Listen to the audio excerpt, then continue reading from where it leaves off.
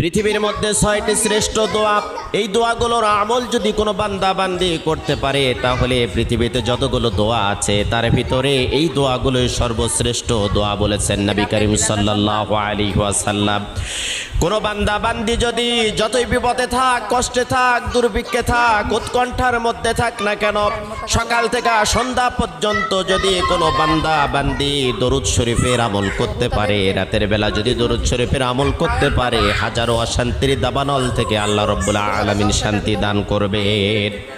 1 নম্বরে দরুদ শরীফের আমল করবেন। 2 নম্বরে ইস্তেগফার। আপনার মুখটা এমন হয়ে যাবে আল্লাহ রাব্বুল আলামিনের কাছে দোয়া করার সাথে সাথে আপনার দোয়াটা কবুল হয়ে যাবে। সব সময়ের জন্য পড়বেন আস্তাগফিরুল্লাহাল্লাযী লা ইলাহা ইল্লা হুয়াল হাইয়ুল কাইয়্যুম ওয়া আতুবু ইলাইহি। যদি না পারেন তাহলে পড়তে থাকবেন শুধু আস্তাগফিরুল্লাহ। 3 নম্বরে আপনি পড়বেন ইয়া জাল জালালি ওয়াল